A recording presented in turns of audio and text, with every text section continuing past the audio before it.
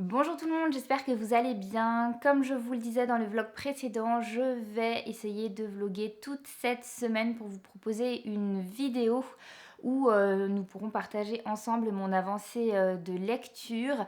Alors, ça n'a pas super bien commencé parce qu'il me semble que je n'ai pas lu énormément hier. Je vais essayer de compter le nombre de pages et de vous l'insérer quelque part. Je suis toujours dans la lecture de Vampiria, le premier tome écrit par Victor Dixon, publié chez Robert Laffont dans leur collection R. Un livre que je lis dans le cadre du PLIB 2021 puisqu'il fait partie des 25 sélectionnés. J'ai lu un petit peu plus de 60%, je lis sur ma liseuse.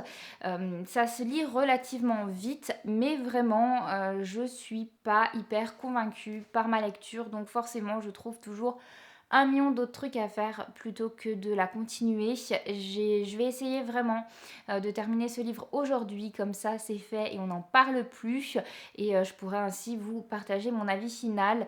Pour le moment, je pense que j'ai vraiment un problème avec la violence. Je trouve qu'il y a beaucoup de violence dans ce roman pour ados.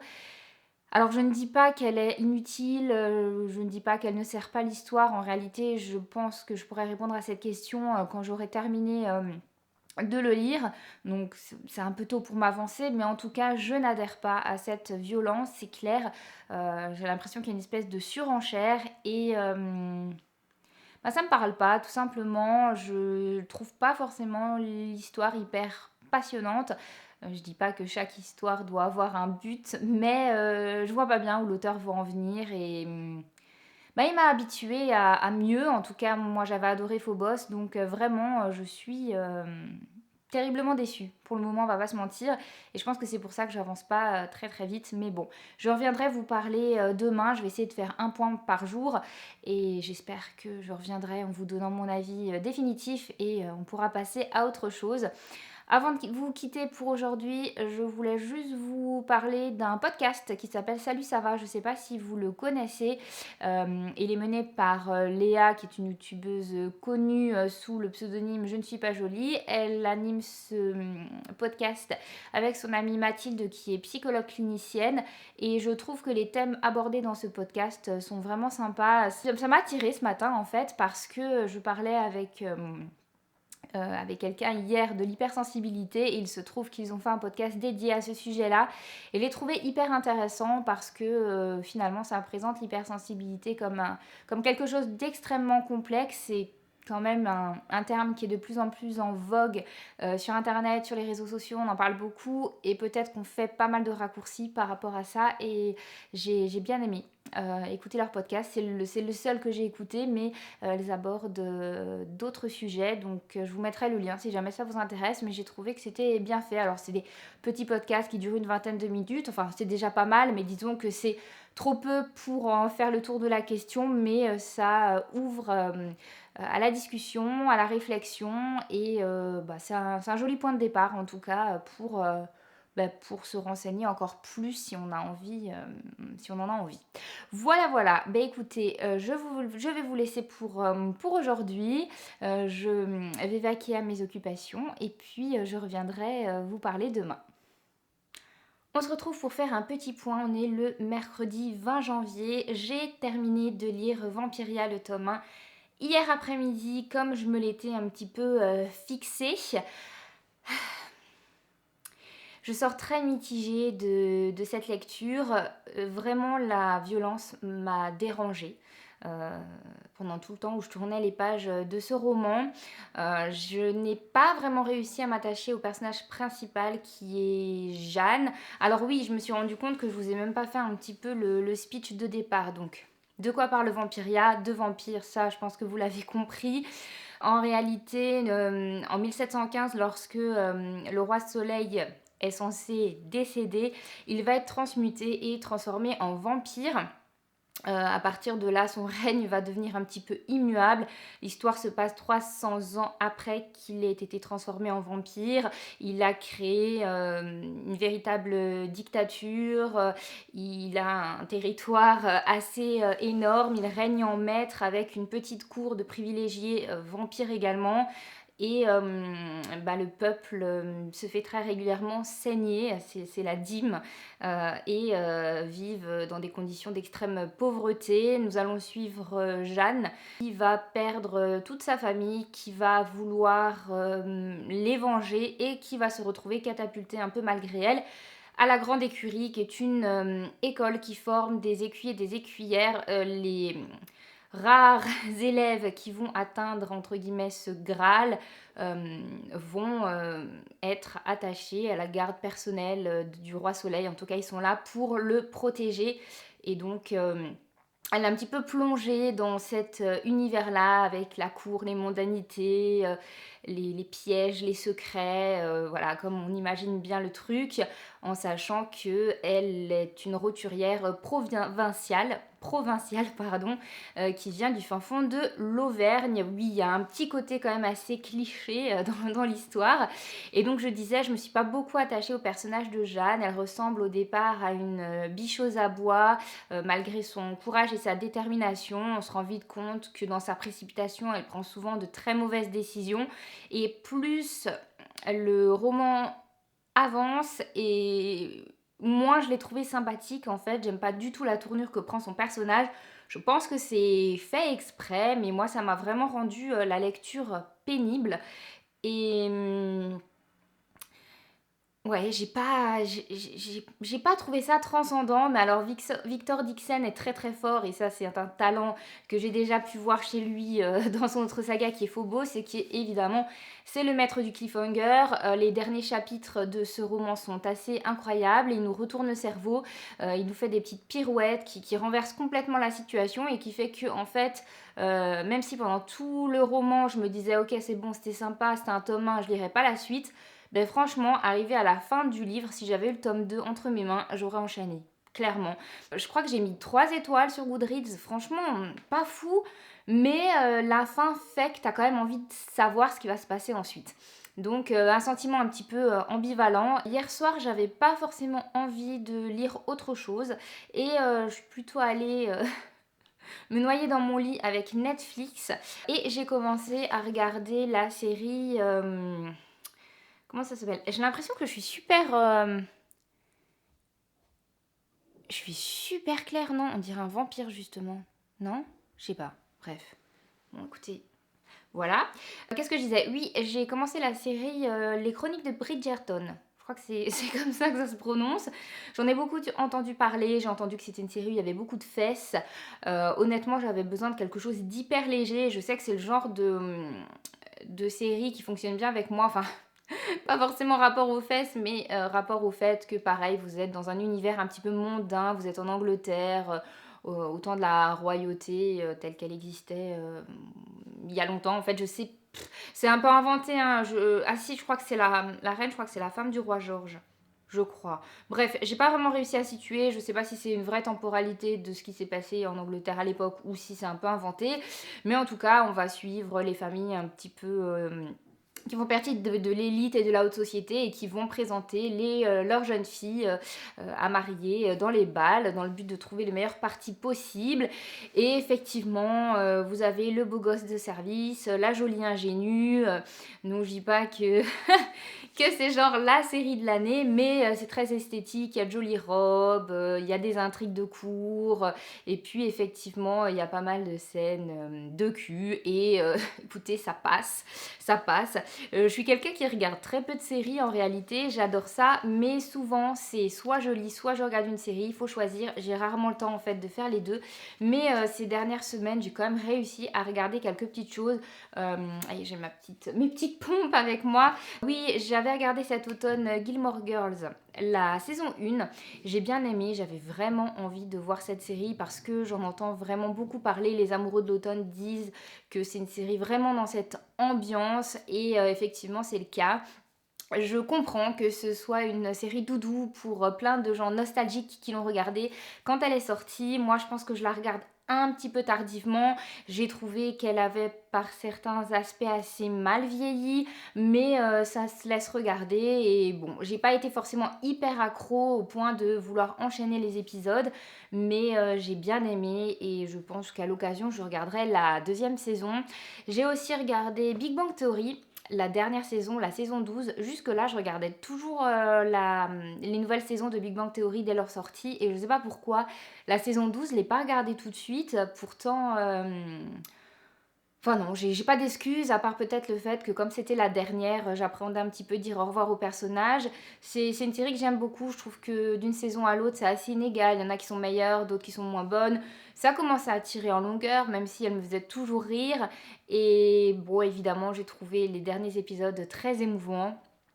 Oui, ça a été dur de dire au revoir à tous ces personnages. Sheldon m'a beaucoup touchée avec son discours de fin. Je suis contente d'être arrivée au bout de cette série qui est une très bonne série. Moi, ma série chouchou de tous les temps, c'est Friends. Ça restera Friends. Donc, je peux regarder n'importe quelle série humoristique, elle ne pourra jamais égaler ou être mieux que Friends. Malgré tout, Big Bang Theory, oui, c'est une très bonne série.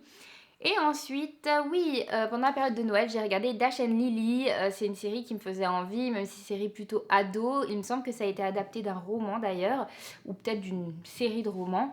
C'était le moment ou jamais parce que c'est vraiment une série qui est dans l'ambiance de Noël, hein. Je pense que c'est un peu bizarre de regarder ça à un autre moment de l'année. J'ai trouvé ça sympa parce que c'est une série qui se regarde très vite. Il n'y a que 8 épisodes, il dure une vingtaine de minutes, donc c'est rapide. Et là, pour le coup, oui, j'ai enchaîné les épisodes. On a envie de savoir la suite. Les personnages sont très attachants. On suit donc Dash et Lily qui ne se connaissent pas mais qui s'échangent des mots à travers un carnet. Je trouve l'idée très originale. Ça m'étonne pas que ce soit un roman à la base. Franchement, c'est vraiment une histoire qui... ben, pour les amoureux des livres, voilà, clairement. Ça se passe beaucoup dans une librairie et j'ai adoré. C'est très très touchant. Je sais pas s'il y aura une suite, mais j'ai vraiment beaucoup aimé. Et donc là, voilà, je continue et j'enchaîne avec Bridgerton. J'espère vraiment que ça se prononce comme ça, j'ai un petit doute. Je crois que je mets un héros en trop quelque part, enfin j'en sais rien. Ça c'était pour hier soir. Bon, ce matin, un peu compliqué, je vous avouerai que mon moral est un petit peu en dents de scie. Mon fils était un peu malade cette nuit. Ce matin, il s'est réveillé avec un gros rhume.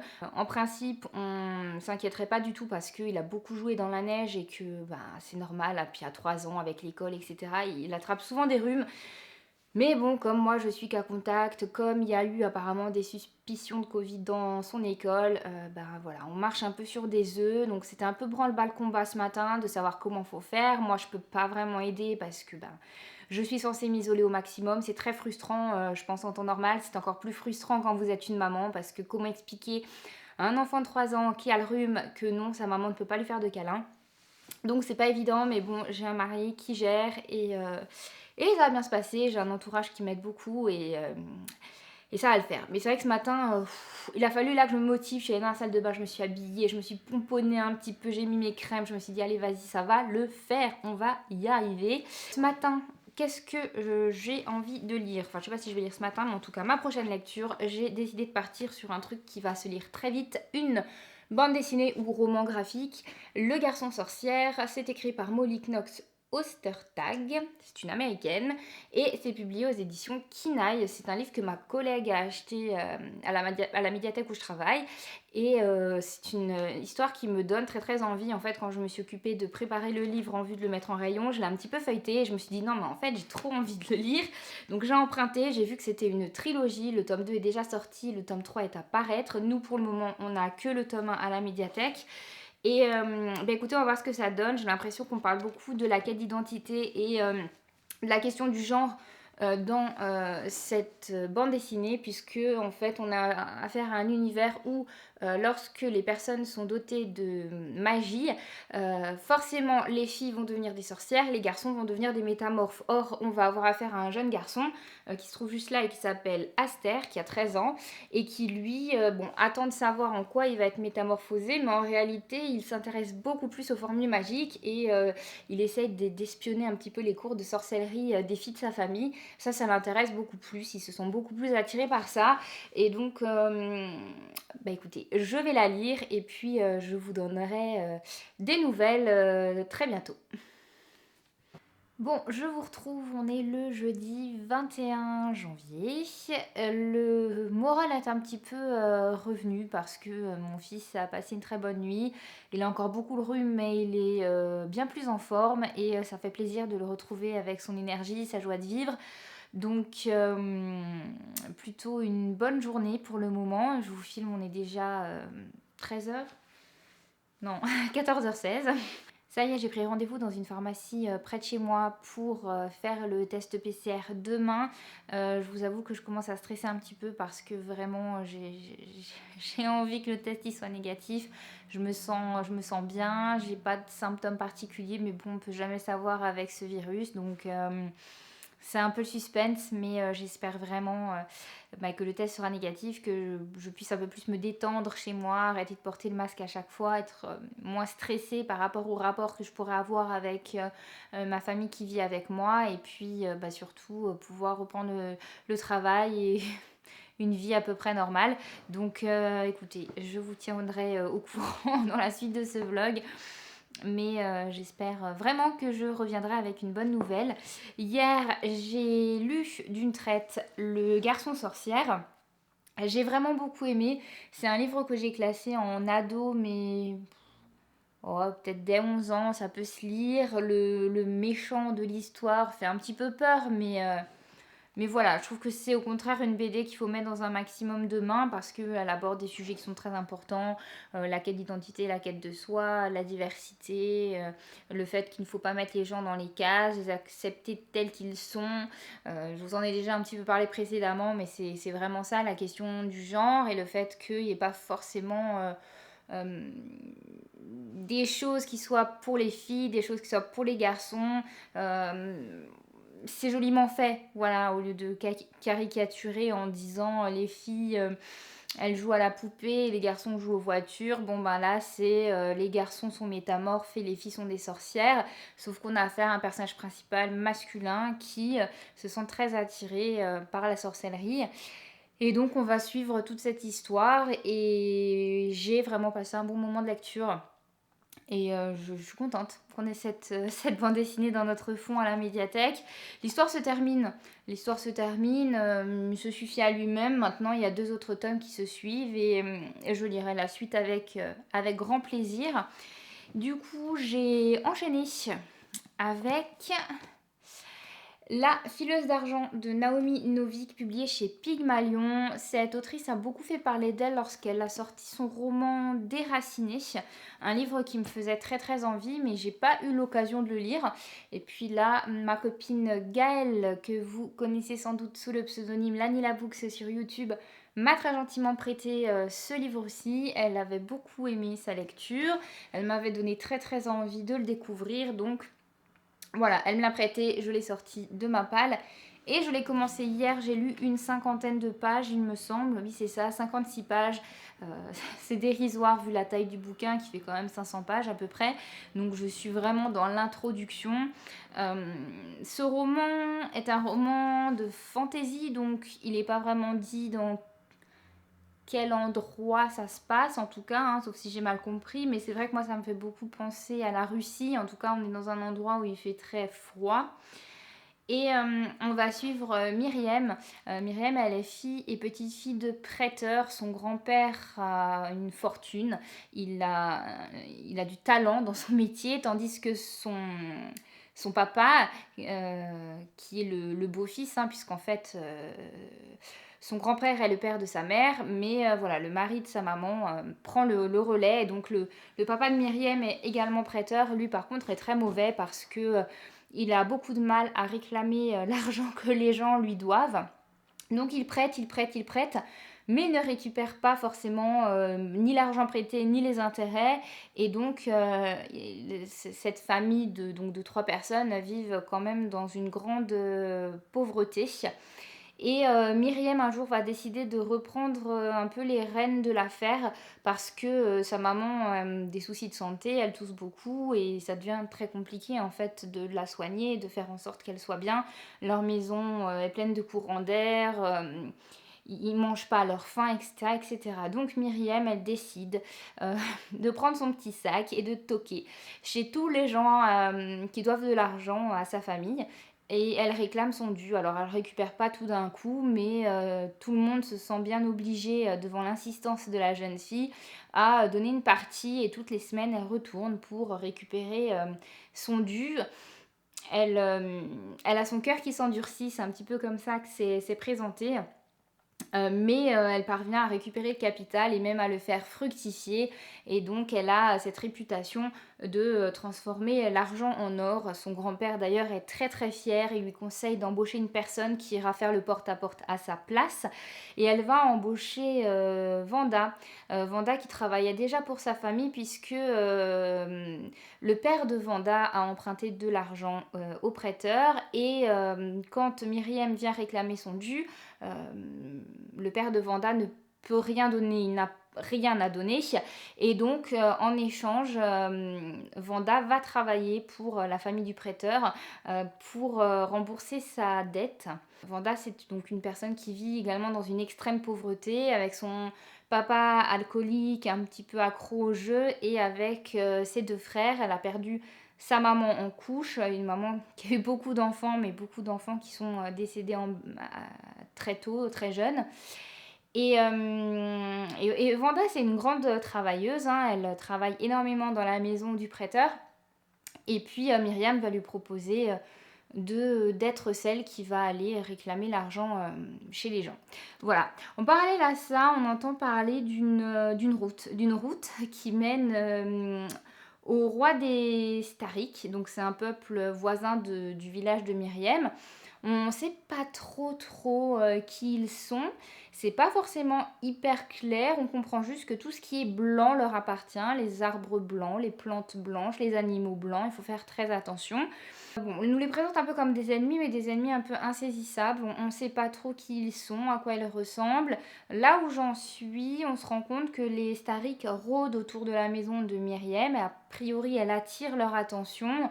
Et ils laissent des traces de pas, mais on n'en sait pas plus. J'aime beaucoup l'écriture de Naomi Novik, hein. Je trouve que c'est très agréable à lire, c'est très fluide. J'ai lu les 50 pages très rapidement en réalité. On est tout de suite embarqué dans l'histoire, aux côtés donc des deux personnages principaux. Et c'est bien parti. Je reviendrai vous en parler quand j'aurai plus avancé. Mais en tout cas, pour le moment, j'accroche super bien. Avec moi dans la voiture, je vais pas vous mentir, je suis hyper stressée. J'ai fait le test PCR et je l'avais déjà fait une fois. Juste après avoir accouché à la maternité, j'avais fait le test. Donc je savais à quoi m'attendre. C'est clair que c'est pas super agréable. Moi, ça me fait pleurer les yeux. Mais c'est rapide. Donc ça va. Hein, on surmonte cette épreuve. Je suis retournée dans ma voiture parce que il faut patienter 20 minutes à peu près. Et ensuite, on peut y retourner pour avoir le résultat.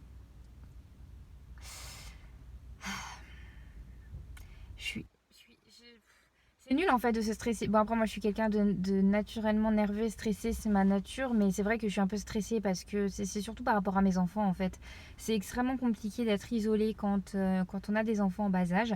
En plus, on a de nouveau passé une mauvaise nuit cette fois-ci avec ma fille. Ma fille a aussi chopé le rhume. Voilà, c'est pas une grande surprise. C'est un petit peu plus compliqué à gérer que mon fils parce elle va sur ses 4 mois, donc elle peut pas se moucher toute seule. Donc ça a été un petit peu difficile jusqu'à ce qu'elle arrive à s'endormir. Après, elle a quand même fait une nuit complète. Mais voilà, moi, il faut que je puisse m'occuper de mes enfants en fait. Tout simplement. Donc, toujours pas de symptômes, hein. Mais c'est le test qui va décider la suite des événements. Donc, on va voir. Je croise les doigts. Je vous retrouverai à la maison, je pense, pour conclure ce vlog. J'ai tout installé dans la chambre et puis je me suis aperçue que j'avais oublié d'éteindre mon appareil photo, ce qui fait que j'ai plus du tout de batterie. Du coup je vais terminer ce vlog avec mon iPhone. La qualité est moins ouf mais bon, on va faire avec. J'en profite pour tester ma nouvelle perche à selfie puisque je me suis rendu compte que à bout de bras c'était pas très pratique et puis j'étais vachement près, donc j'ai reçu ça à Noël. Mais bon, la qualité d'iPhone, je trouve, est pas top. Mon iPhone commence à fatiguer, je me tâte à changer. Bref, c'était pas du tout le sujet. Euh, j'ai reçu mes résultats au test PCR et je suis négative à la Covid. C'est un gros soulagement, vous imaginez même pas, enfin si je pense que vous imaginez parce que j'arrête pas de vous embêter avec ça pendant tout ce vlog.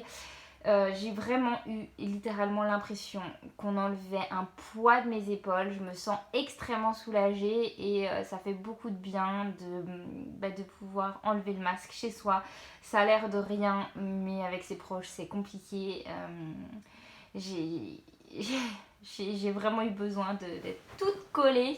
Je vais passer le week-end toute collée à mes deux enfants et à mon mari. C'est clair, les pauvres, mais bon, je suis quelqu'un de très tactile et ça me manquait de plus pouvoir sentir leur odeur, de plus pouvoir les toucher tout simplement. C'est pas grand chose, mais ça m'avait beaucoup manqué. Je suis très contente d'être négative aussi parce que je vais pouvoir reprendre le travail la semaine prochaine. Je vais vraiment pouvoir voir mes parents, mes beaux-parents sans m'inquiéter, sans me stresser. Bien évidemment, il faut que je continue à faire les gestes barrières. D'ailleurs, c'est le premier truc qu'on m'a dit quand on m'a donné les résultats.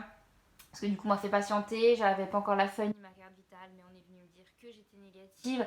Et donc, on m'a dit bravo, vous avez bien fait les gestes barrières, mais il faut continuer comme ça. Oui. Je suis contente que ce soit derrière moi.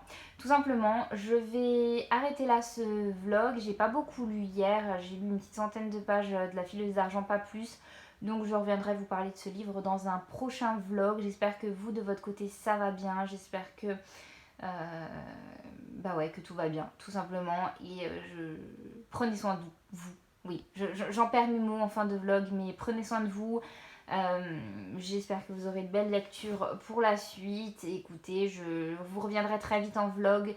Je sais pas quand est-ce que je reviendrai pour des vidéos plus classiques booktube. J'ai voulu vous en filmer cette semaine, mais comme je vous le disais, le moral était en dents de scie. J'ai pas voulu me forcer. Au début, je voulais vous faire une vidéo pour vous parler de mes meilleure lecture de l'année 2020, mais en même temps j'ai l'impression de beaucoup me répéter par rapport à des vidéos précédentes où je vous en avais déjà parlé de ces livres, donc finalement je l'ai pas fait. Et puis ouais, j'ai voulu rien forcer, donc j'ai pas filmé grand chose. Enfin, j'ai filmé que ce vlog en fait. Et je pense qu'il va me falloir un petit peu de temps avant de réussir à refilmer des vidéos normales, parce que comme je vous l'ai dit, j'ai pas pour le moment énormément de créneaux où je suis toute seule et au calme pour faire ça. Mais je vais essayer de continuer ces vlogs pour continuer à vous parler de mes lectures au fur et à mesure. N'hésitez pas à aller me suivre sur Instagram si vous avez envie de connaître mes avis sur les livres que j'ai lus en attendant. Et puis ma foi, je me répète, mais prenez soin de vous. Je vous souhaite de très belles lectures. Et je vous dis à très bientôt dans une prochaine vidéo. Bye bye!